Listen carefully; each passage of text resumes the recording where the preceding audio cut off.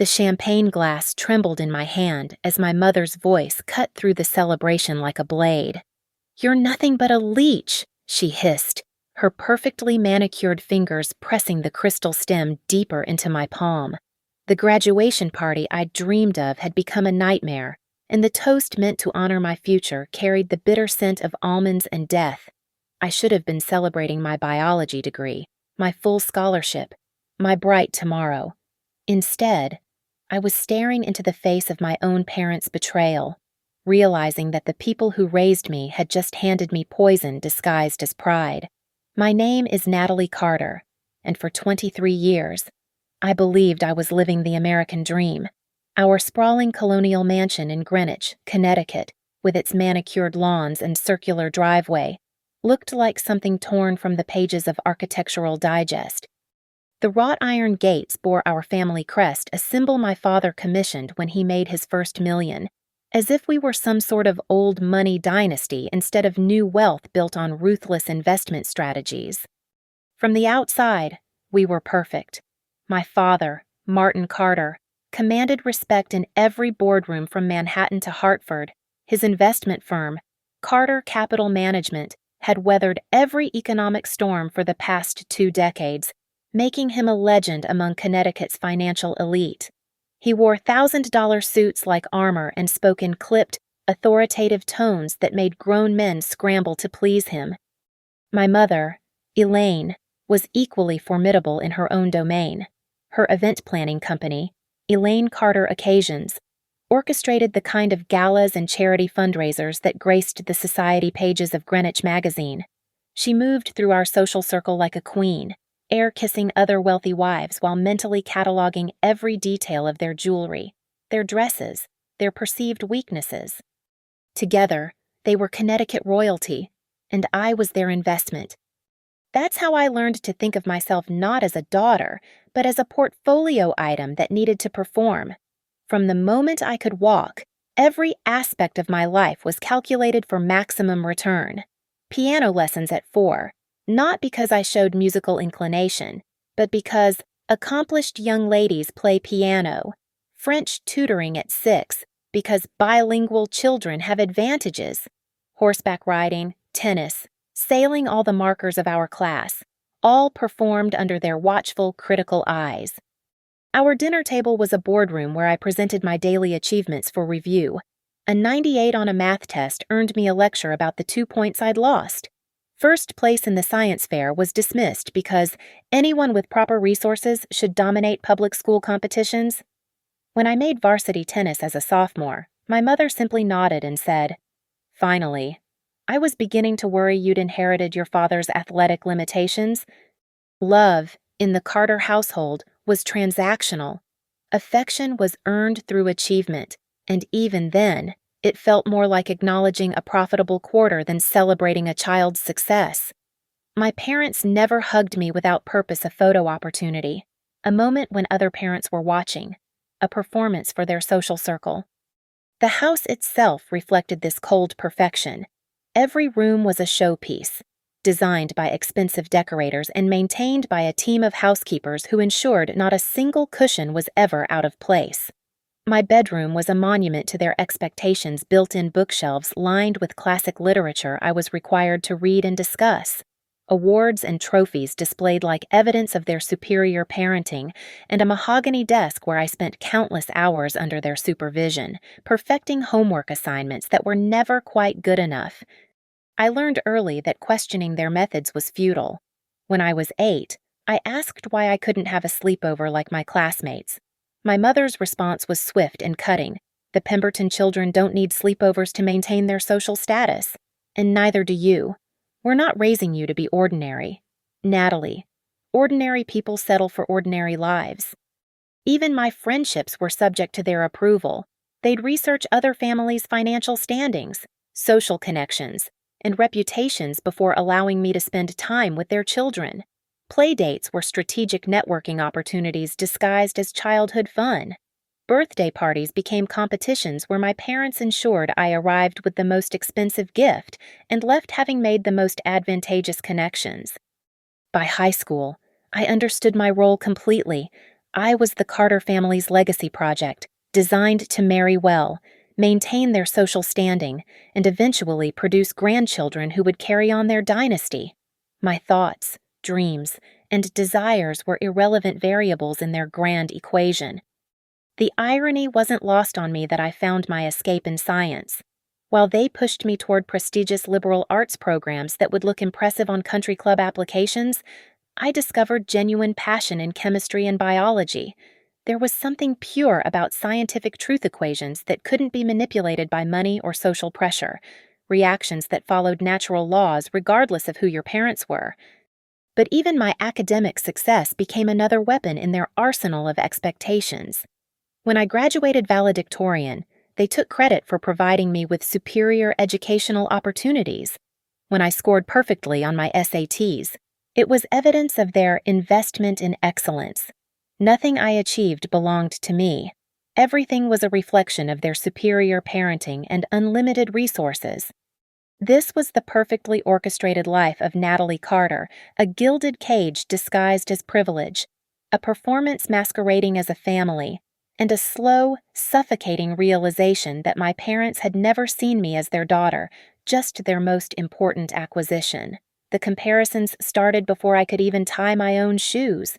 At every country club gathering, charity luncheon, and dinner party, I was paraded alongside the other children of Greenwich's elite like livestock at a county fair.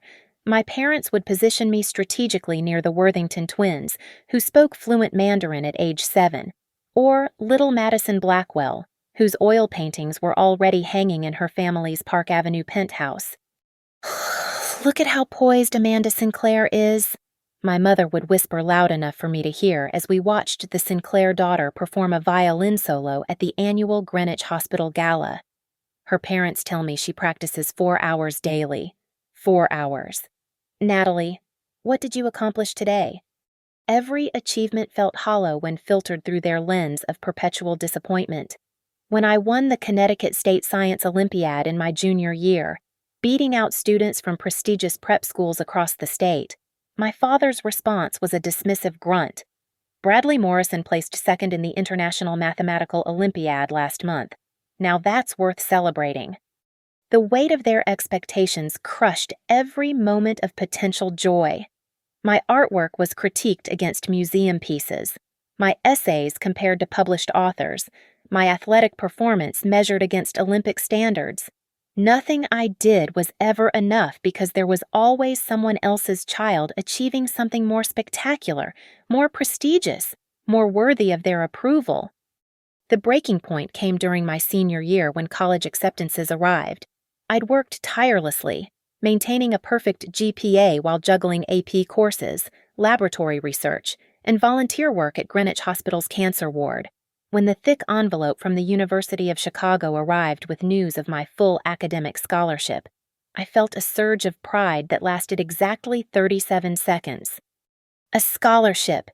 My mother's voice dripped with disgust as she held the acceptance letter like it was contaminated. "Natalie, we don't need financial aid. This is humiliating." My father looked up from his Wall Street Journal, his expression dark. "Do you understand what this says about our family? That we can't afford to pay for our daughter's education, that we need charity." "But it's merit-based," I protested, my voice barely above a whisper. "They chose me because of my grades, my research, Your research?" My mother's laugh was sharp and bitter. "Playing with test tubes in your high school lab. Please, this scholarship is an embarrassment.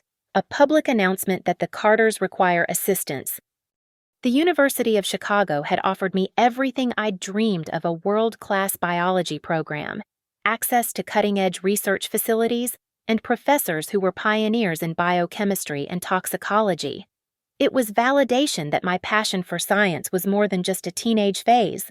But my parents saw only the social implications of accepting charity. "Oh, Harvard called yesterday," my father announced, folding his newspaper with military precision. "Their admissions office is very interested in discussing your application. Martin Pemberton made some calls." My stomach dropped. "I didn't apply to Harvard." "Because you were too busy chasing this science fantasy." Harvard Law has produced 3 Supreme Court justices and countless senators. That's where Carter children belong, not in some laboratory in Chicago, mixing chemicals like a common technician. The argument that followed was devastating. They'd planned my entire future without consulting me, viewing my academic interests as a temporary rebellion that needed correcting. Law school at Harvard, followed by a position at a prestigious firm, marriage to someone from an established family, and children who would continue the Carter legacy. My passion for biology, my fascination with biochemistry, my dreams of medical research, all of it was irrelevant noise disrupting their grand design. You're being selfish," my mother declared during one particularly brutal confrontation. "We've invested 23 years in your development, and this is how you repay us, by throwing away every advantage we've given you to play pretend scientist." "It's not pretend," I shot back, surprising myself with my defiance. "I've been accepted into one of the best programs in the country. My research mentor says I have real potential in pharmacology and toxicology." My father's face flushed red. "Toxicology. You want to study poisons. What kind of career is that for a Carter? What will people think?" The irony of that statement would haunt me later, but in that moment, I felt only the crushing weight of their disapproval. They made it clear that choosing Chicago over their Harvard fantasy was an act of betrayal, a rejection of everything they'd worked to build. But for the first time in my life, I held firm. Something deep inside me refused to bend to their will. Maybe it was the validation from my professors, the excitement I felt in the laboratory, or simply the desperate need to claim some piece of my life as my own. Whatever it was, I chose Chicago. The punishment was swift and brutal. They withdrew their emotional support entirely, treating me like a failed investment that had to be written off. Dinner conversations excluded me, family events proceeded without my input, and the college preparation they'd promised, the shopping trips, the dormitory planning, the excited discussions about my future simply evaporated. "Don't expect us to pretend we're proud of this decision," my mother said coldly as I prepared to leave for orientation. "You've chosen to embarrass this family, and you'll live with the consequences." As I packed my belongings that August, loading my car with the minimal items they'd agreed to help purchase, I felt the full weight of their resentment. Every interaction was calculated to remind me of my failure to meet their expectations. They'd created a vision of perfect Carter offspring, and I'd shattered it by choosing passion over prestige, knowledge over status, truth over appearance.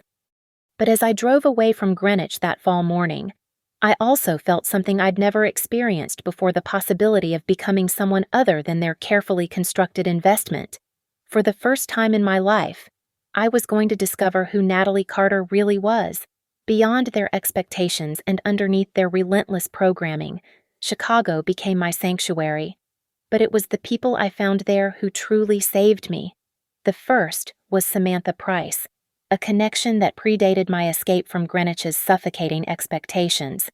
We'd met during our sophomore year at Greenwich Academy, when her family moved to town after her father's promotion to regional manager at a pharmaceutical company. Sam wasn't old money. Her parents had worked their way into middle-class comfort through decades of sacrifice and determination, which made her family invisible to mine. While my parents dismissed the Prices as climbers unworthy of our social circle, I was drawn to Sam's authenticity. She laughed without calculating the social implications, spoke her mind without filtering every word through a lens of propriety, and treated me like a person rather than a resume. When I confided my dreams of studying science, she didn't lecture me about family expectations or social responsibilities.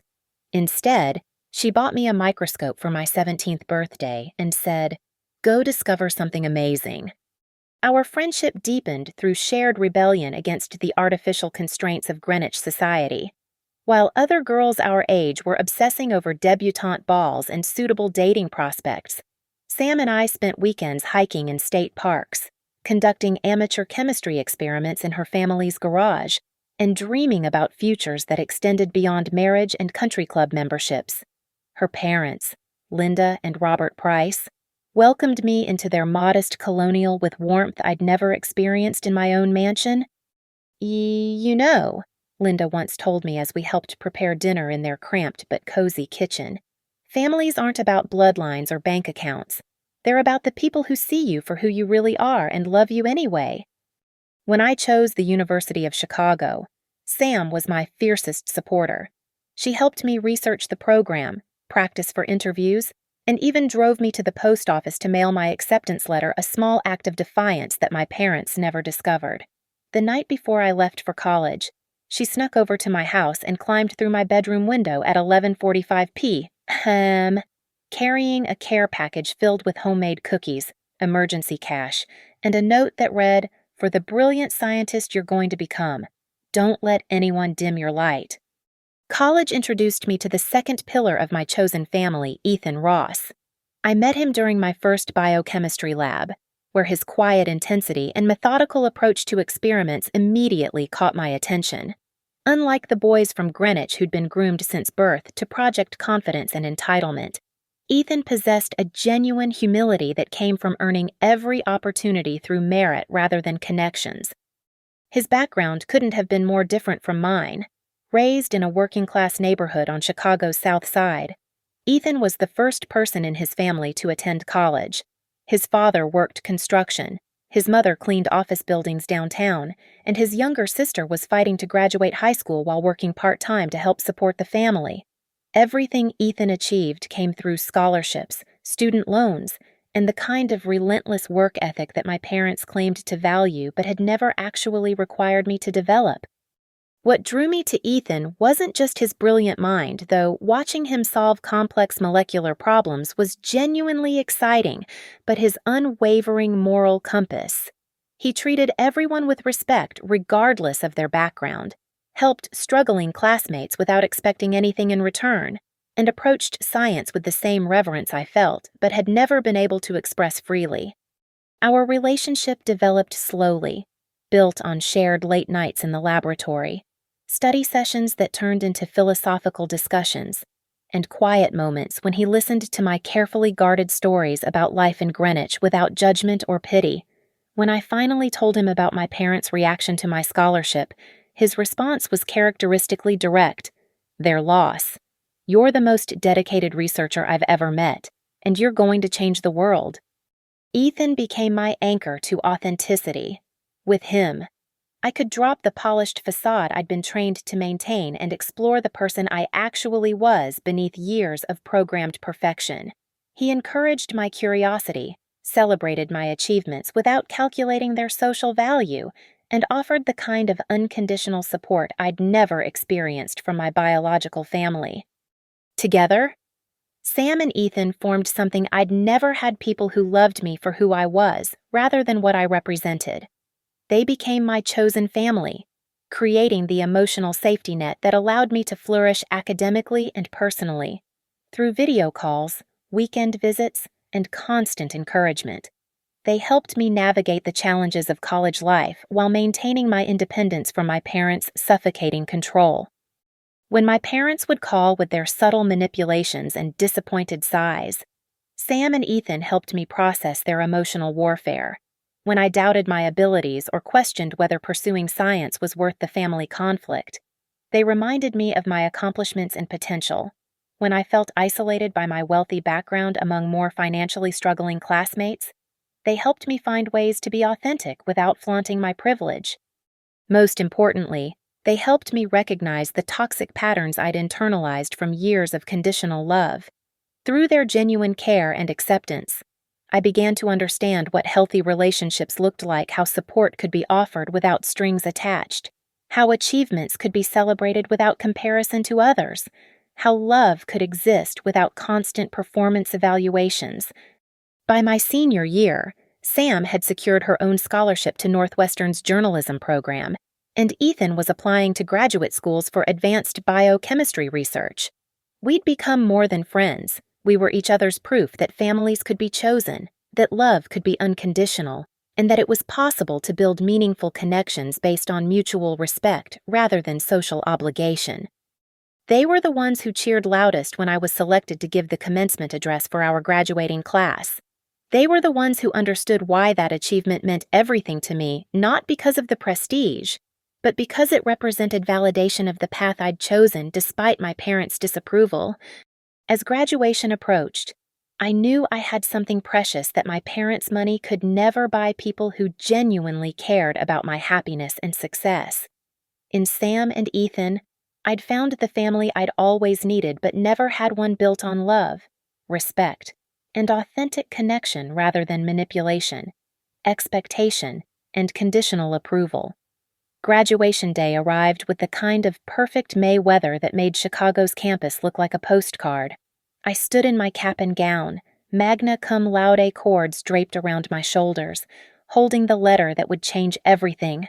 The official University of Chicago letterhead felt substantial between my fingers as I read the offer for the third time research associate position at Helix Therapeutics, one of the most prestigious pharmaceutical companies in the country, specializing in antidotes and emergency medical treatments.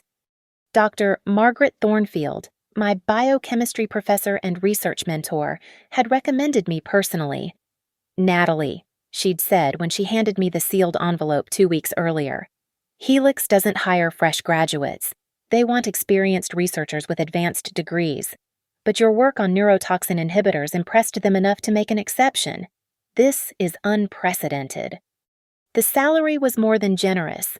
The research opportunities were exactly what I'd dreamed of, and the company's mission developing life-saving treatments for poisoning cases felt like my calling.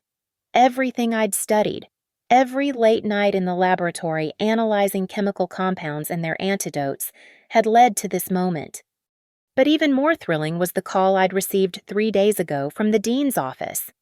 "Miss Carter," the secretary had said, "you've been selected to deliver the commencement address for the Department of Biological Sciences. Your professors were unanimous in their recommendation." I was going to speak at graduation.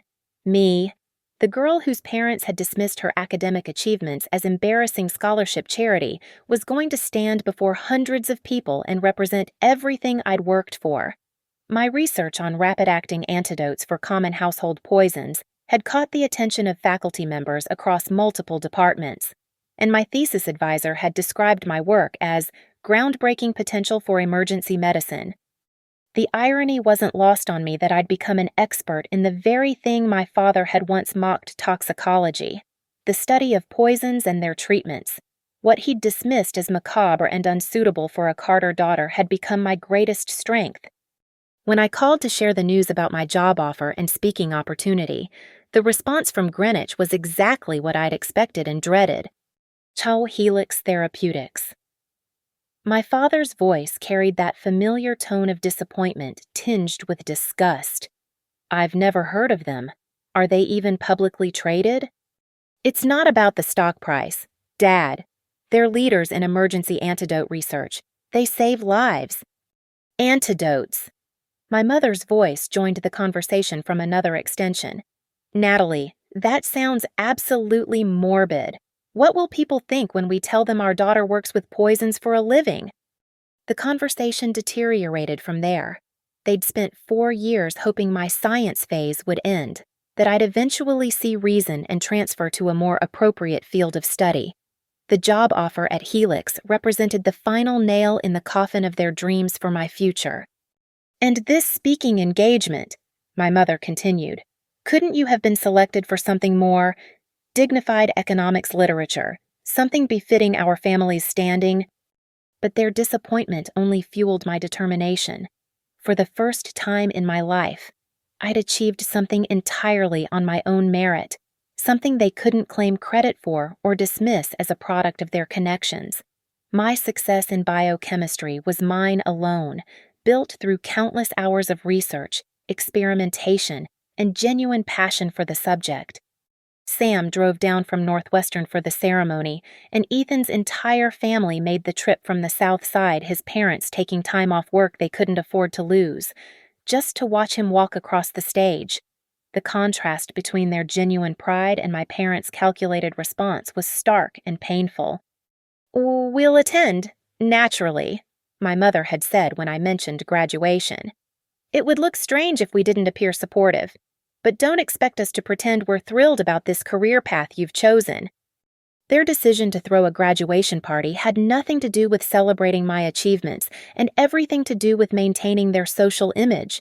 Within days of reluctantly agreeing to attend the ceremony, they'd hijacked what should have been my moment and transformed it into another opportunity to display their wealth and connections. "We're thinking the Riverside Country Club," my mother announced during one of our increasingly tense phone calls. A sophisticated affair, perhaps 150 guests, the Worthingtons, the Sinclairs, the Morrisons, all the important families. "We need to show that despite your unconventional choices, the Carter family remains committed to excellence."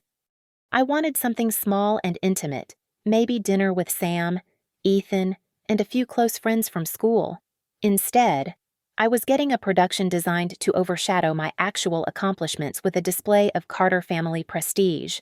They were turning my graduation party into their social event, complete with imported champagne, a string quartet, and guest list that read like the Greenwich Social Register.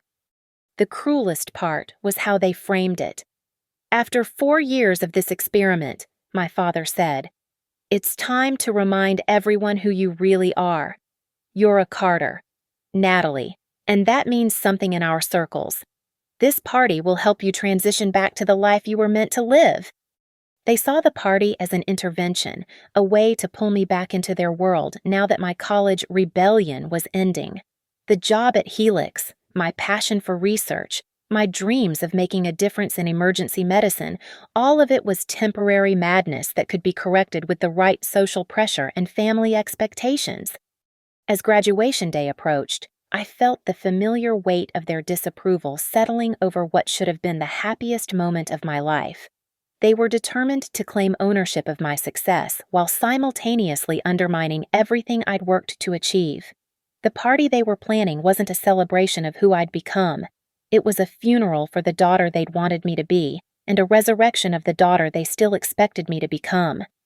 But standing there in my graduation gown, acceptance letter from Helix in my hand, and commencement speech prepared, I felt something I'd never experienced before: the unshakable certainty that I belonged exactly where I was. Their disappointment couldn't diminish my achievements, their social maneuvering couldn't erase my accomplishments, and their plans for my future couldn't override the path I'd chosen for myself. I was no longer their investment project. I was Dr. Natalie Carter, biochemist, researcher, and expert in the very field they'd tried so hard to discourage. The girl who'd left Greenwich 4 years ago uncertain and seeking approval had become a woman who knew exactly who she was and what she was capable of achieving.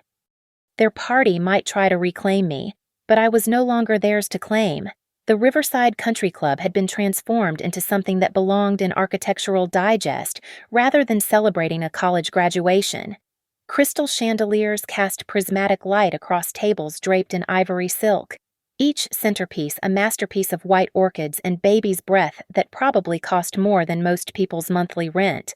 The string quartet my mother had hired occupied a small stage near the terrace, their classical melodies floating over conversations conducted in the hushed, refined tones of Connecticut's social elite. This wasn't the intimate celebration I'd envisioned. I'd imagined maybe 20 people close friends from school, Sam's family, Ethan's parents, perhaps a few professors who'd mentored me. Instead, I was surrounded by 150 guests who knew more about my parents' stock portfolio than my academic achievements.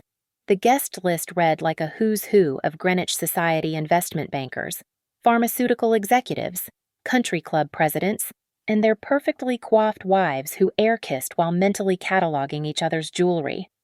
My mother had orchestrated every detail with military precision, from the imported French champagne to the elaborate ice sculpture centerpiece, a double helix, which she claimed was a nod to my little science hobby, but felt more like mockery disguised as support. Even my graduation photos had been professionally reshot. The university's simple ceremony portraits replaced with formal portraits taken at our estate, complete with my parents flanking me like proud benefactors claiming credit for a charitable donation. The seating arrangement revealed the true purpose of the evening. I'd been relegated to a table near the center, visible to all guests but surrounded by my parents' oldest friends and their adult children, all lawyers, investment bankers, or married to same. Sam and Ethan had been banished to a table near the kitchen entrance, as far from the important guests as possible without actually seating them in the parking lot. Ethan looks so earnest, Mrs. Worthington observed with barely concealed disdain as she sipped her champagne. Her son, Bradley, fresh from Harvard Business School, nodded in agreement. "What did you say his family does?" "Construction," my mother replied, the word dripping with distaste. "And custodial work. I believe very hard-working people, I'm sure, but hardly our usual circle." I watched from across the room as Bradley Morrison, the mathematical Olympiad champion my father constantly praised, approached Ethan with the kind of condescending smile wealthy people use when forced to interact with the help. The conversation lasted less than 3 minutes before Bradley returned to his table, shaking his head with amusement at whatever he'd discovered about my boyfriend's background. The humiliation was deliberate and systematic. When Ethan tried to join our table during cocktail hour, my father intercepted him with false politeness. "Ethan, isn't it I understand you're quite the scholar? Tell me, what are your plans after graduation, following Natalie into the pharmaceutical industry?" "Actually, sir, I'm planning to pursue graduate studies in biochemical research. I've been accepted into several PhD programs." My father's smile never wavered, but his eyes grew cold. "PhD programs? How ambitious! And how exactly do you plan to finance this extended education? More scholarships, I assume?"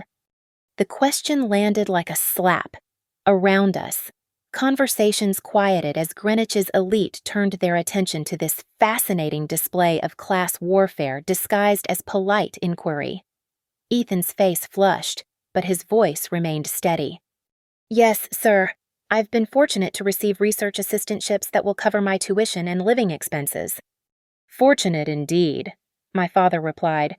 "It's wonderful when talented young people can find benefactors willing to invest in their potential. Of course, that kind of dependence can be quite limiting when it comes to future career flexibility." The message was clear. Ethan was a charity case, dependent on others' generosity, fundamentally different from people like us who had the luxury of choice. I felt my face burn with anger and embarrassment not for Ethan, but for my father's cruelty. The evening's entertainment continued with a series of toasts that managed to completely erase my actual accomplishments. Mr. Sinclair raised his glass to the excellent education money can buy. Mrs. Morrison praised my parents for maintaining such high standards throughout Natalie's formative years.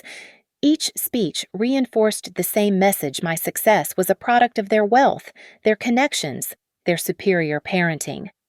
When it came time for my own remarks, I'd prepared a careful speech thanking everyone for their support.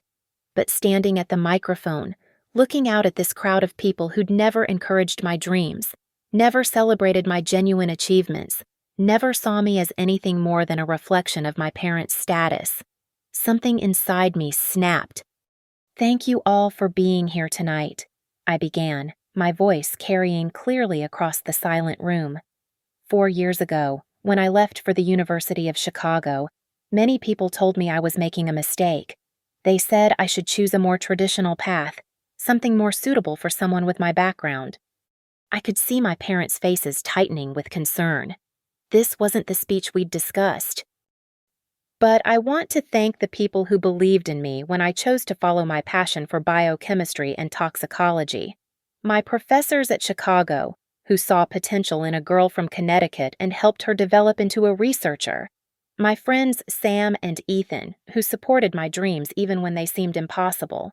The mentors who recommended me for my position at Helix Therapeutics, where I'll be working on antidote development that could save lives. The room had gone completely silent. I could feel the tension radiating from my parents' table like heat from a furnace. These people taught me that family isn't just about sharing DNA or bank accounts.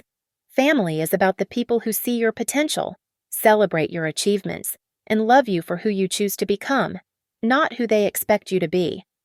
I raised my champagne glass, looking directly at Sam and Ethan, whose faces glowed with pride and love. So here's to chosen family, to following your passion, and to the courage to become exactly who you're meant to be, regardless of what anyone else thinks you should become.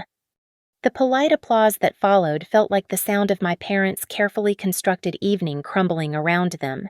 I'd used their own party to publicly reject everything they represented, thanking everyone except them for my success. As I stepped away from the microphone, I caught my mother's expression, a mask of social grace barely concealing pure fury. My father's jaw was clenched so tightly I thought it might shatter. Around them, their guests murmured with the kind of scandalized excitement that would fuel Greenwich gossip for months. I'd just committed the ultimate act of rebellion. I'd told the truth at a Carter family event, and judging by the murderous look in my parents' eyes, I was about to pay a price I'd never imagined possible. The applause had barely faded when I felt my mother's manicured fingers dig into my elbow with bruising force. Her smile remained perfectly in place for the benefit of our guests, but her whispered words carried the chill of Arctic wind. "Powder room, now." My father appeared at my other side with the fluid grace of a predator, his hand settling on my shoulder in what looked like paternal affection but felt like a vice. Together, they guided me away from the crowd with the kind of smooth coordination that spoke of years of practice in damage control. The club's private powder room was located down a quiet hallway, away from the main reception area. It was decorated in the same opulent style as the rest of the venue: marble countertops, gilded mirrors, and fresh flowers that couldn't mask the underlying scent of old money and older secrets. The heavy door closed behind us with a soft click that sounded unnaturally loud in the sudden silence. For a moment, we stood there in a triangle of tension, my parents' carefully maintained facades finally cracking to reveal the rage beneath. My mother moved first, her hand connecting with my cheek in a slap that echoed off the marble walls like a gunshot. 23 years, she hissed, her voice shaking with fury. 23 years we've invested in you, sacrificed for you, built a life for you, and this is how you repay us, by humiliating us in front of everyone who matters. My father's voice was quieter but infinitely more dangerous. Do you have any idea what you've just done? The Morrisons, the Worthingtons, the Sinclairs, they all heard you reject everything we've given you. You've made us look like failures as parents. You are failures as parents, I shot back, my cheek still stinging from my mother's slap. You've never once celebrated who I actually am. Tonight was supposed to be about my graduation, my achievements, my future. Instead, you turned it into another performance for your social circle. My mother's laugh was sharp and bitter. Your achievements. You mean the scholarship you took because it made us look poor, the degree in poison study that makes people uncomfortable at dinner parties, the job at some company nobody's ever heard of. Helix Therapeutics is nothing. My father's voice cut through my protest like a blade. It's nothing compared to what we could have given you. Harvard Law, a position at Morrison and Associates, marriage to someone like Bradley Morrison who could have elevated this family's standing even further. Instead, you chose to throw it all away for what to play scientist with your working-class boyfriend. The contempt in his voice when he mentioned Ethan made my blood boil, but it was my mother's next words that truly revealed the depth of their hatred. You're a parasite, she spat, her perfectly applied makeup beginning to smudge with the intensity of her emotion. A leech who's been sucking us dry for 23 years. We gave you everything, the best schools, the finest opportunities, connections that money can't buy, and you've repaid us with nothing but embarrassment and ingratitude. We should have cut you off years ago, my father added, his voice growing colder with each word. Let you struggle on your own. See how long your precious independence lasts when you don't have our money backing you up. I never asked for your money, I replied, trying to keep my voice steady despite the trembling in my hands. I earned that scholarship. I worked for my grades.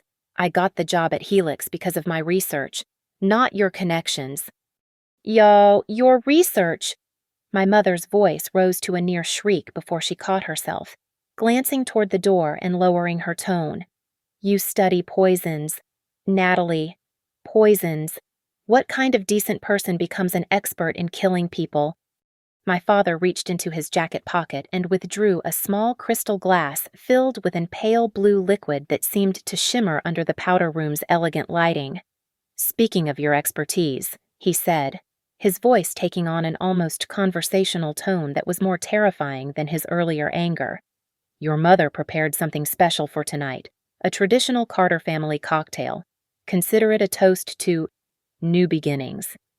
The glass looked innocuous enough crystal cut in an elegant pattern that matched the club's expensive aesthetic, but something about the liquid inside made my stomach clench with instinctive fear.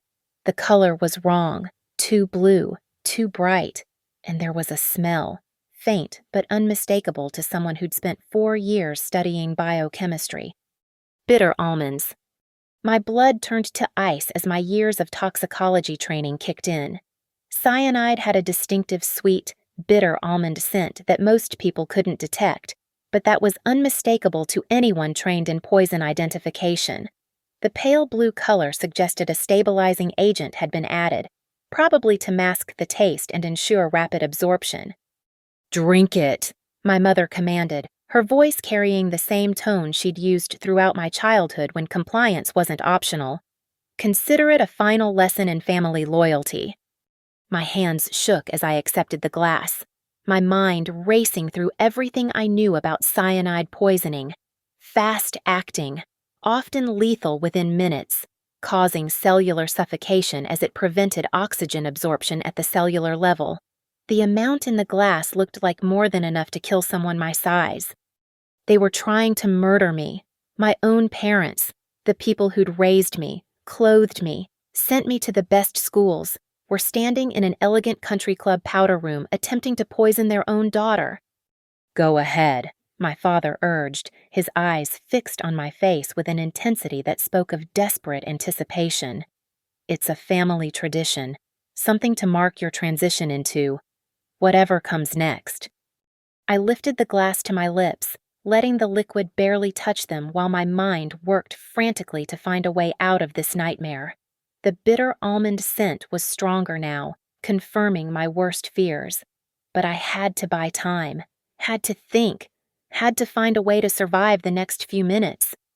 To new beginnings, I whispered, pretending to take a sip while actually allowing only the smallest amount to touch my tongue before pulling the glass away. Even that tiny taste sent alarm bells through my nervous system, the sharp, metallic flavor that preceded cellular death. All of it, my mother said sharply. Don't insult us with half measures. If you're going to make a toast, do it properly. I looked at their faces, my mother's twisted with years of resentment finally given expression. My father's cold and calculating as he watched his investment strategy play out to its logical conclusion. These weren't the faces of parents who'd had a moment of rage-induced madness. This was planned, deliberate, and carefully executed.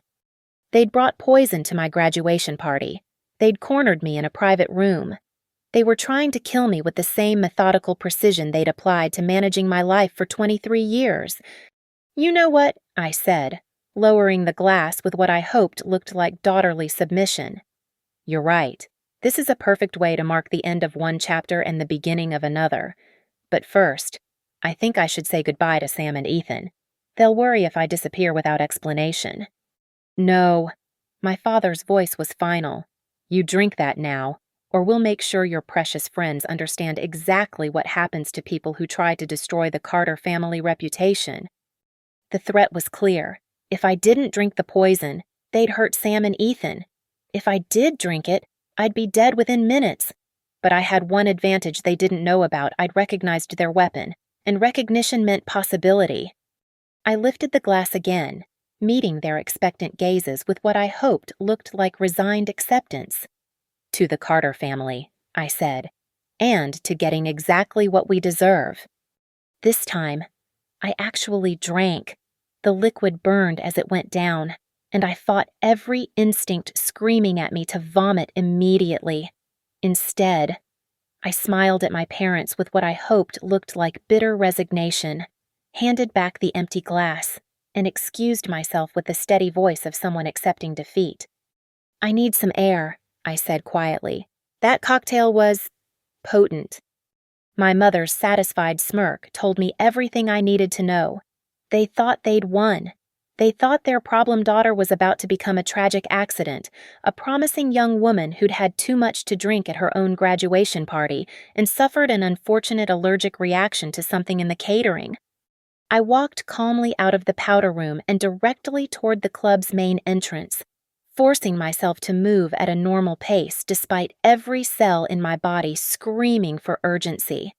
The moment I was out of their sight, I broke into a run, my heels clicking frantically against the marble floors as I raced toward the parking lot where Sam and Ethan were standing near Sam's car, smoking cigarettes and clearly discussing my parents' treatment of them. "Sam, Ethan," I called out, probably louder than necessary. They turned toward me with concerned expressions that shifted to alarm when they saw my face. "Jesus, Nat, you look like you've seen a ghost," Sam said, dropping her cigarette and rushing toward me. "What happened?" "They poisoned me," I gasped, the words tumbling out in a breathless rush. "My parents, they gave me cyanide. I drank it. I doubled over as the first wave of nausea hit me, my body's natural response to the cellular toxin beginning to take effect." "What?" Ethan's voice was sharp with disbelief, but he was already moving, his pre-med training kicking in as he grabbed my shoulders to steady me. "Natalie, did you say cyanide? Are you sure?" "Bitter almonds," I managed between gasps. "Blue liquid. I know the smell. I know the taste. They cornered me in the powder room and made me drink it." Sam's face had gone white, but she was already pulling out her phone. "I'm calling 911. "No," I said, grabbing her wrist. "Not yet. I have something in my purse. Emergency kit. Dr. Thornfield gave it to me as a graduation gift." My hands shook violently as I fumbled through my small evening bag, past lipstick and car keys, until my fingers closed around the small plastic case Dr. Thornfield had presented to me after my thesis defense. "Every toxicologist should carry field testing equipment," she'd said with a wink. "You never know when you might need to identify an unknown substance." The portable chemical test kit was designed for rapid field analysis of common toxins. With Ethan and Sam watching anxiously, I managed to extract a few drops of residual liquid from the empty glass I'd slipped into my purse while leaving the powder room, a habit born from 4 years of evidence-based thinking.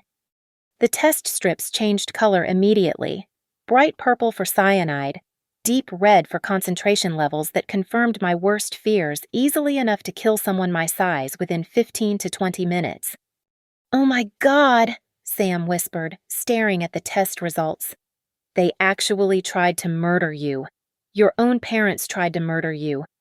Ethan was already thinking ahead, his scientific mind working through the implications.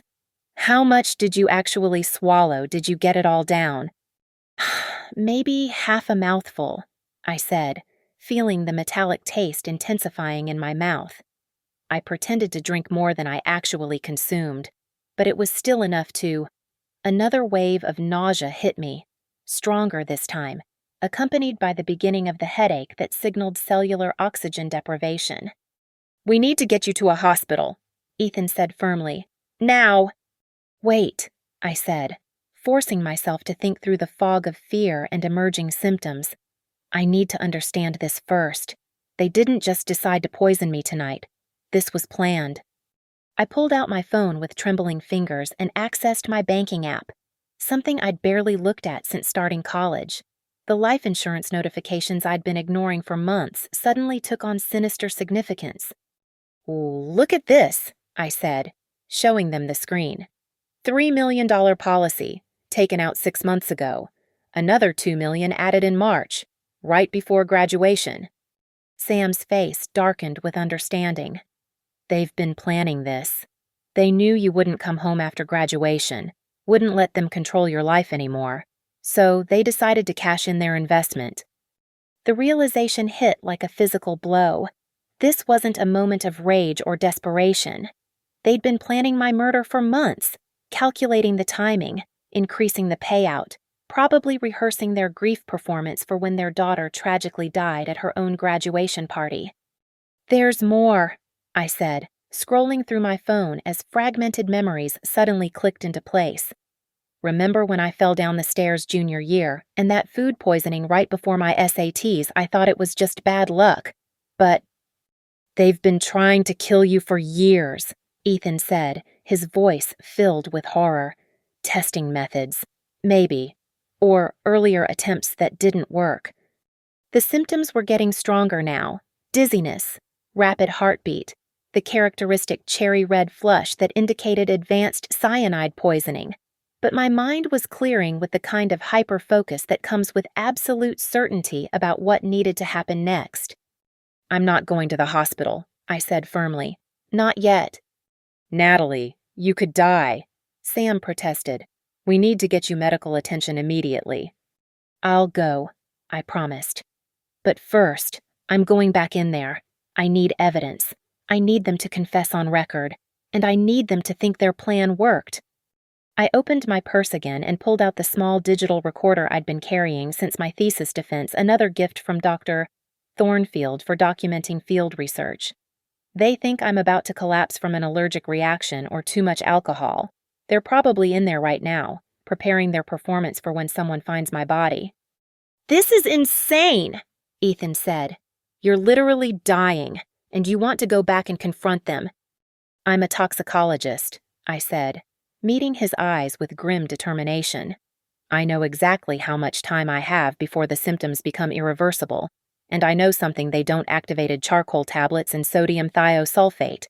I can buy myself enough time to get the confession I need." I dry swallowed the emergency antidote tablets from my kit, knowing they'd slow the absorption enough to give me maybe 30 more minutes of functional consciousness. "Plus," I added, checking the recorder's battery life, "they have no idea I know what they gave me. They think I'm just their helpless daughter who drank what they told me to drink. They have no reason to be careful about what they say." Sam shook her head but handed me her car keys. "When this is over, we're having a serious conversation about your definition of reasonable risk assessment." "When this is over," I said, "my parents are going to prison for attempted murder. And I'm going to make sure the whole world knows exactly who Martin and Elaine Carter really are." The poison was working its way through my system, but so was my fury. They'd tried to kill me at my own graduation party. They'd planned it for months. They'd probably been planning it for years.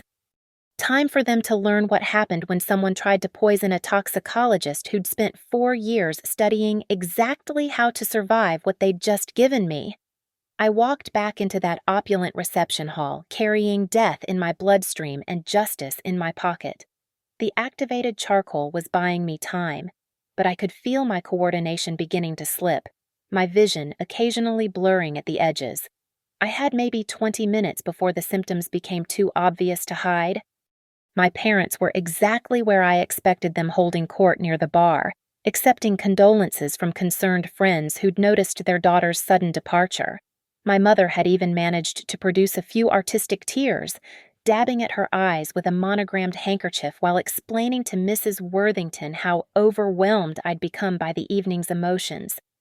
There she is," my father said with practiced concern as I approached, his voice carrying just the right note of parental worry. "Darling, we were getting concerned. You looked so pale when you left." I smiled weakly, letting my hand shake slightly as I reached for a glass of water from a passing server. The tremor wasn't entirely an act the poison was doing its work, but I exaggerated it just enough to sell the performance. "I'm feeling much better now," I said, my voice deliberately soft so they'd have to lean closer to hear me. The digital recorder in my pocket was capturing everything. "That cocktail you gave me really packed a punch. What was in it?" "Oh, just a family recipe," my mother replied smoothly, her eyes glittering with satisfaction as she watched my trembling hands. "Something my grandmother used to make for special occasions. It has quite a lasting effect." Perfect! They thought they were watching me slowly succumb to their poison, and their confidence was making them careless. I wanted to apologize, I continued, letting my voice waver slightly, for what I said in my speech. You're right, I have been ungrateful. After everything you've invested in me, I should have been more appreciative. My father's expression softened with what looked like genuine emotion. For a moment, I almost believed he felt guilty about what he'd done. Then he spoke. It's quite all right, darling. Young people often need time to understand the sacrifices their parents make. The important thing is that you're learning to see things more clearly now. The insurance policies, I said quietly, testing how far their arrogance would take them. The ones you took out on me, were those part of taking care of me too? My mother's hand stilled on her champagne glass. Around us, the party continued, but I could sense a subtle shift in their body language. Oh, how do you know about those? My father asked, his voice still casual but with an edge that hadn't been there before. I've been checking my accounts more carefully lately. I lied smoothly, preparing for adult responsibilities and all that. $5 million seems like a lot for someone who's just a burden on the family. The silence stretched between us, filled with the distant sound of classical music and polite conversation. Then my mother laughed a sound like breaking glass. You really are brilliant, aren't you? She said, no longer bothering to hide the venom in her voice. Too smart for your own good, just like always. Smart enough to figure out what you've been planning, I replied, feeling my heart rate accelerating as the recorder captured every word. The accidents over the years, the convenient timing of tonight's little family tradition. My father glanced around to ensure no one was listening, then leaned closer. You brought this on yourself. Natalie, we gave you every opportunity to be the daughter we needed, and you chose to be selfish instead. Did you really think we'd let you destroy everything we've built? 23 years, my mother added, her voice thick with years of accumulated resentment. 23 years of pouring money and effort into an investment that refused to pay dividends. You were supposed to elevate this family, not embarrass us with your working-class boyfriend and your morbid little career. I felt a surge of triumph through the growing fog of poisoning symptoms. They were confessing everything, their arrogance finally outweighing their caution. So the poison was your solution? I asked, making sure my voice carried just far enough for Sam and Ethan, who I could see approaching from across the room with grim determination. Family tradition, my father said with a cold smile. Though I admit, your expertise in toxicology added a certain poetic justice to the whole affair. That's when Sam's voice cut through the air like a blade. Did everyone hear that? She called out, her phone held high. Because we've been live streaming this entire conversation. The color drained from my parents' faces as they realized what had happened. Around us, guests began turning their attention to our little group, phones appearing as word spread through the crowd that something dramatic was unfolding. The police are already on their way, Ethan announced, his own phone in hand, along with paramedics and reporters from 3 different news stations. My mother's composure finally cracked completely. You ungrateful little bitch, she screamed, loud enough for the entire reception to hear. We gave you everything you were supposed to be grateful. You were supposed to make us proud, not destroy us. 23 years we wasted on you, my father shouted, his carefully maintained facade crumbling as he realized their perfect plan had become a public disaster. You're nothing but a parasite, a leech. We should have gotten rid of you years ago. The crystal glass I'd been holding slipped from my fingers, shattering against the marble floor as my coordination finally gave way completely. But I was smiling as I collapsed, because the last thing I saw before the paramedics arrived was 150 of Greenwich's most influential families watching in horror as Martin and Elaine Carter revealed exactly who they really were. The poison that was supposed to kill me had instead destroyed them completely, broadcast live to the world and recorded for posterity. Their social standing, their business connections, their carefully cultivated reputation, all of it shattered like crystal against marble. leaving nothing but the ugly truth they'd tried so hard to hide. As consciousness faded, I felt a deep satisfaction knowing that my parents had finally gotten exactly what they deserved. Thank you for listening to this story of survival and justice. I'd love to hear where you're listening from and what you thought about Natalie's revenge. Please leave a comment below, sharing your thoughts and location so we can connect with listeners around the world. Don't forget to subscribe to the channel and share your own thoughts about family, betrayal, and the courage it takes to fight back against those who try to destroy us.